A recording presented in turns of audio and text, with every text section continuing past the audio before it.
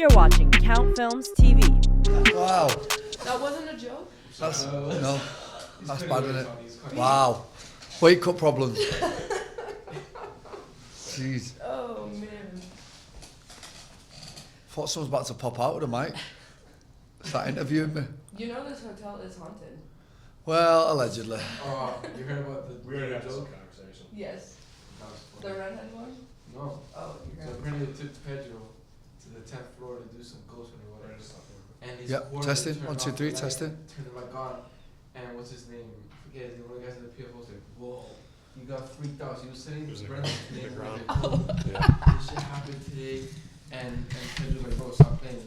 And then he fully believed it. And then the corner came in after the interview, like, nah, I was just joking. It was so funny. No, he fully believed it. Yeah. He swore on his mum's life and everything. I was like, fuck. Like you sold. All right, guys. Sorry. Pierce, get us going, please. What's up, Brendan? How you doing, mate? Yes, fella. What's going on? So, obviously your fight with Pedro. Pedro's a good striker. He loves a scrap. Do you feel like this could potentially be fight of the night for Pedro? I mean, if previous fights are to go off, I've been in a lot of fight of the nights. I've had a lot of knockout of the night, so it's definitely shaping up for a good one. And then you spoke about a lot throughout your career how you dealt with adversity. How important is it for you to maybe avenge your loss and potentially repeat as a PFL champion this year? I mean, I feel like the pressure's off. I've got the title here. I'm the 2022 champion. I'm just coming here now out of choice and to have fun, and I think that makes me very dangerous. And then one last question. So you've been training over in Thailand for I think maybe about 2 years now. How has that elevated your game moving over to Thailand and sharing the room with a bunch of high-level martial artists? I've been going to Thailand for 12 years. I'm a Thailand veteran, so I've been going over there. I feel like they're coming to me now. I feel like the secret's out and everybody's coming to Thailand and training in Thailand. Bangtan MMA, Tiger, all these places are absolutely filled with amazing talent, and it's a real hotbed for MMA right now. Awesome. Thanks, man. You got a prediction for Friday night? A great fight. All right, Donna. Hey, Brendan, how's it going? Hello, brother. Hey, so a lot of people, when you win the million, can you hear me? Loud and clear. Okay, so yeah, so you win the million, and then something like what happened last season happens to you. A lot of people would say, like, you're already established, you're a world champion, established one of the best fighters of your era, one of the best from the UK, all that stuff. A lot of people would maybe in that situation say, right, that's it, I'm going to hang him up now. What was it that made you come back and want to do the season format again, which is such a strenuous thing on the body? Good job on not a lot of people, then, isn't it? Good job on Brendan. And I definitely get your point, though. And there was a few thoughts going through my head after the knockout and after winning the belt.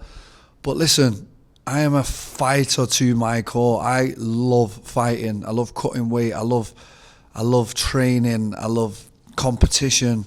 It's what gets me up in the morning. It's the spark. And that means more to me than money or any belt. Gives me purpose. And I absolutely love this shit. I choose to do this. Like, I've made some good investments now, got a belt, but I am choosing to be here and still fight the best guys in the world in the hardest tournament in the world because I love it. I don't know, in Tony's hundreds of media days, has anyone ever said they love cutting weight?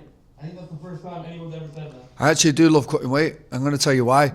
Because when I get close to a fight and the food and the water gets taken away and everything, it makes you double hungry, double focused. And I don't really want to go off on a tangent, but I'm going to go off on a tangent. Why not? I feel like, when you get to this close and you know all your calories go down and stuff, and there's other people in the world who don't have food to hand all the time, you get a little feeling of what it's like to be hungry, and you're like, wow, this feeling is insane. So it brings you down to earth, humbles you, and I do actually enjoy cutting weight. As mad as that sounds, and I have had some rough cuts, but I enjoy the process. I've actually missed the process because it's been 10 months.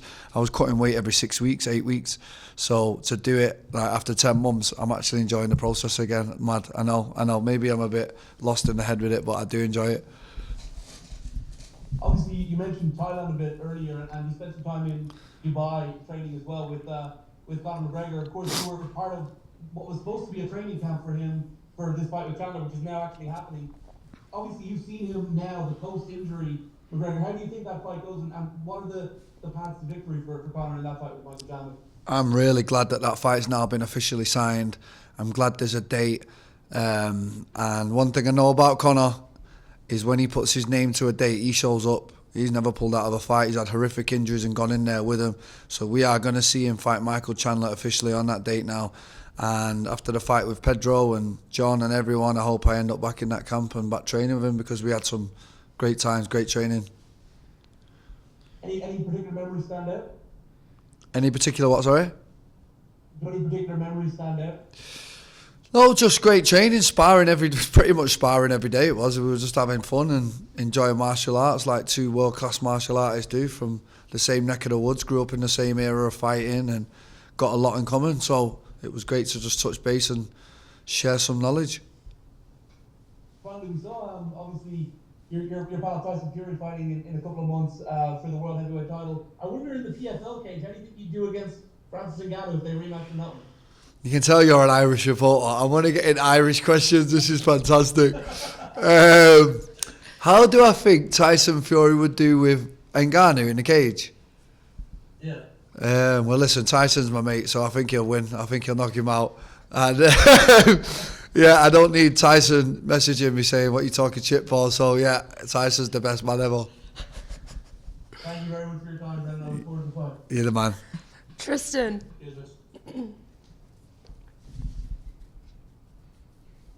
Hey Brendan, how you doing? Hello. It doesn't look like he's in the field right now. Were you a little disappointed that Jesus Pineda was not part of this regular season? I was wondering what actually happened with that. I was like, he's supposed to fight in Saudi, then something happened, and then I thought it'd be in a regular season. But I mean, I think the only guy to actually go through with it all was Impa. Impa won this season, did Saudi, and now he's back in the season. It's gangster. It is really gangster what Impa's doing, because it ain't easy to fight straight after the season and back in it. That means he's having no break. You're talking 5 or 6 competitions a year. It's absolutely insane. So I don't blame Jesus Pinedo for running off to Peru with $1 million. Like, who cares? Like, well done, lad. He's probably worth about 25 million over there, isn't it? So respect to him. Fair enough. When you talk about like what Impa did, is that something is consideration for you? Obviously, you're committed to the season, but those potential PFL pay-per-views, maybe the chance to cross over to Bellator, what are kind of like your considerations going forward outside of the season? Well, do you know what? I'll be honest with you. I was happy for the layoff. Like, I've been in this thing. I'm the most experienced guy in my division now with Bubba, so I've been in this thing for so long that I didn't know life outside of this for a while, so it was nice to take care of a few things and reset. But I've been in Impa's shoes once, because I did do the 3 fights. Then I made weight for the final. I didn't fight because obviously Wade or Mobley didn't pull out. Then I boxed as well that year. So just straight after that. So I actually was in them shoes where I did all them weight cuts back to back one year. And that's why I respect him, because it takes a very strong individual to have that many fights in such a short period of time. Thank you, Brendan. Thank you. Nuno. Hey Brandon, today in MMA in New York, how are you? Hey, my friend.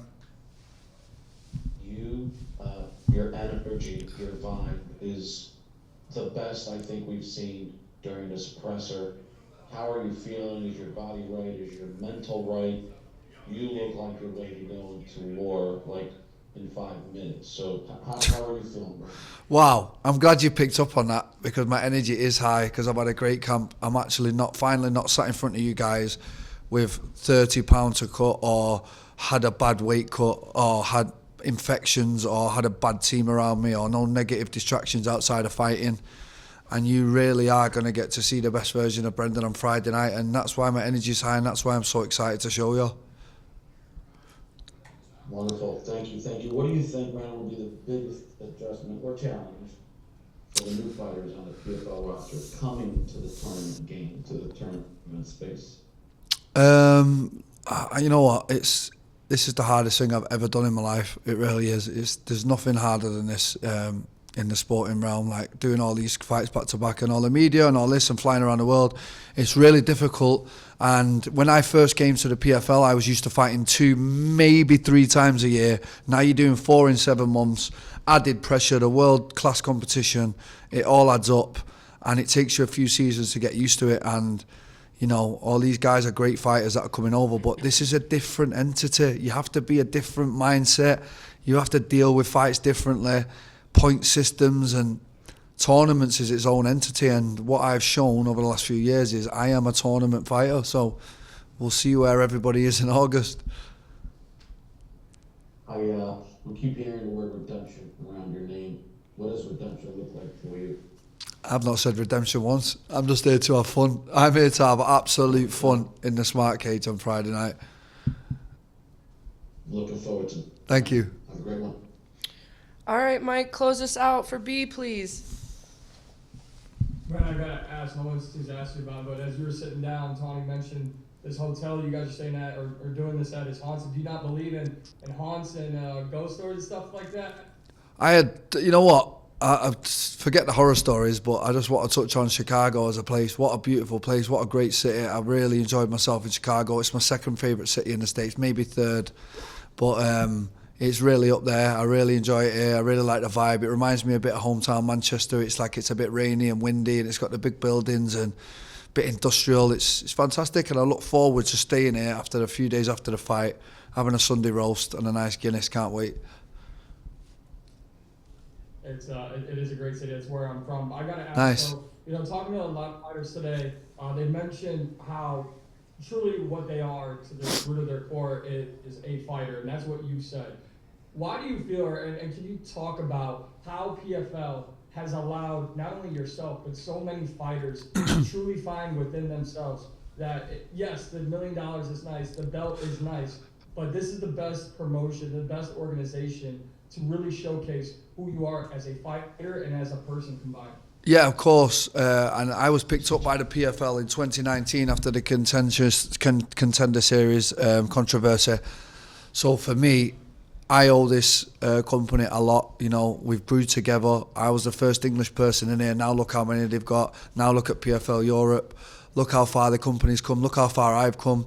So I'm really happy to be a part of this company. I love fighting for PFL. I love all the back staff. Everyone does such a great job here. And you're right. They do a great job at getting the fighters' personas over.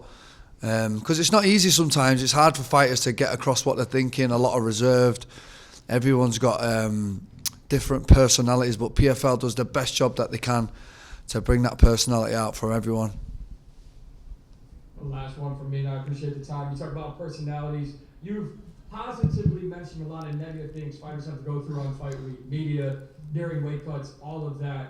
What is it that has happened during your career that has taught you to embrace the struggle and to not look at everything with a negative mindset and to just go in as happy and energetic as you are? Because we choose this. This is the life I choose. I choose to fight people. I choose to train. If you don't like it, go and get a job elsewhere. I'm sure there's other things that people can do. What is the point in being negative? Yeah, I've got to go and cut weight today, but guess what? I'm going to get paid and I'm going to get to do what I love and paint a picture. I think of myself as an artist. And on Friday night, I get to paint another canvas. Sometimes it goes your way, sometimes it doesn't. I've had enough fights now. I'm like I say, the most experienced in my division, so I'm looking forward to just getting in there and having fun, having a fight. I enjoy fighting. I like it. I like the ups and downs, the struggles, and everything that comes with it. Well, I know we're all happy that the PFL Smart Cage is your canvas. Can't wait to see the masterpiece you put out. Thank you. All right, B, that was it for this room. Thank you Great. so much, my friend. We're going to go right over here. Yeah. Frank.